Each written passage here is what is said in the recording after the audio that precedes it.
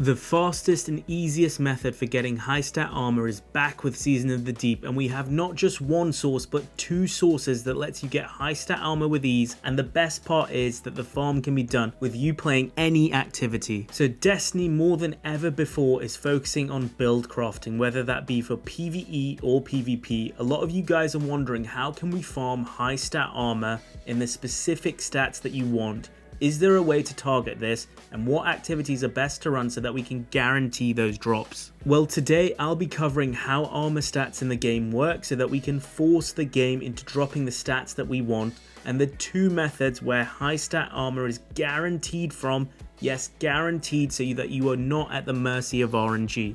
Timestamps are in the description below. Remember, if you find any of what I talk about today useful, like the video as that helps me out a ton. So for most PvE builds for all three classes, you want to prioritize 100 resilience. This provides 30% damage reduction. The single most important thing to survive endgame content is to take less damage in the first place. 100 recovery, so you can get back into the action faster and regenerate your health, and 100 discipline. Grenade builds tend to be some of the strongest in PvE and PvP as well, but if you wanted strength for a melee focused build, then that doesn't matter, as the trick I'll show later will cover 100 strength as well. So you'll end up with 100 resilience, 100 recovery, and then 100 discipline or strength based on your preference. For hunters specifically, especially in PvP, you may want to ditch the resilience for more mobility so you can dodge more often, but again, this won't matter too much as the method I'm going to show you will cover this as well. So you'll end up with a 100 mobility, 100 recovery, and 100 discipline. So what a lot of people don't know is that your stats are actually divided into two discrete groups. Group 1 are the top 3 stats, mobility, resilience, and recovery in one group. And then group 2 are the bottom 3 stats, discipline, intellect, and strength. When the game drops high stat armor, it tends to have 3 stat spikes. And here's the important bit, you can only get a maximum of 2 of the 3 stat spikes from within one group. So for example, it's impossible to get an armor piece that has a stat spike in all 3 of mobility, resilience, and recovery, as they are in the same top group I mentioned earlier. So how do we force the game to give us the stats we want? Well, you use a ghost mod that prioritizes a certain stat. I recommend using a discipline ghost mod so that one of the stat spikes is in discipline guaranteed, and then the other 2 stat spikes are hopefully in the top stat group where the more desirable stats like resilience and recovery lie. The reason I recommend doing it this way rather than choosing recovery armorer or resilience armorer, which is what I see a lot of people doing, is that when you do choose those, the other 2 stat spikes tend to be in the bottom 2 stats. So strength, intellect, or discipline, which are less desirable in general. So it becomes very difficult for you to have a triple 100 build in the stats you actually want. Like I said earlier, if you're going for a melee based build, then choose strength armorer on your ghost mod instead of discipline armorer. So we're going to put this in action and show you where you can get fast high stat drops. So the first place is actually last season's vendor at the war table, which last season was dropping pretty awful armor, but this season is now actually dropping really good high stat armor. Make sure you pick up the heirloom artifact from this vendor the first time you talk to it this season, and then you'll be able to start earning defiant engrams from completing most activities like strikes, crucible, or gambit. Then you want to make sure you have the armor focusing upgrade unlocked right here, and it's one of the first upgrades you get, so you don't have to unlock too much to get it. If you don't have it, then you can go to one of the old challenges right here and pick one of these. So some of them are really easy to do, will only take you sort of 5 to 10 minutes. Get one of the upgrades and get the armor focusing upgrade.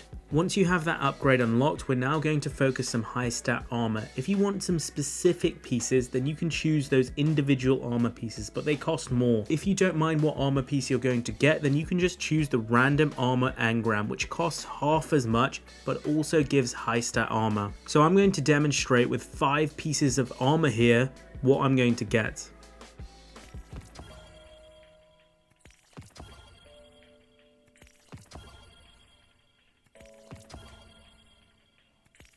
So let's go through the armor we just got. We got 2 helmets and we got 3 boots from that session. So here's our first helmet. It's got high discipline, And then it's got a few other smaller stat spikes. It got a stat spike in mobility, which is not what we want. So it's a high roll, but it's not in the stats that we want. We want recovery, resilience, and discipline.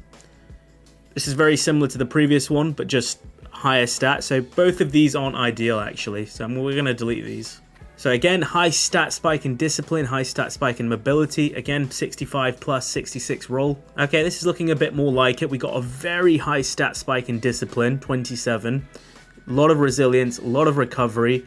Unfortunately, we got a little bit of mobility there, but if that mobility was also just 2, we would have a very good roll. Now this is really good, this roll. Really, really good. We got a very high stat spike in discipline and recovery. You've pretty much got most of your stats going into the stats that you want. So that's a very, very good roll. So the second place is actually this season's vendor, which is also dropping high stat armor via deep engrams. Again, make sure you have the deep focusing unlocked so you can focus individual pieces of high stat armor. The same principle also applies here. If you want a specific piece of armor, that will cost more. But if you don't mind, then you can go for the random engram, as that also drops high stat armor but costs less. Let me demonstrate with 5 more engrams here.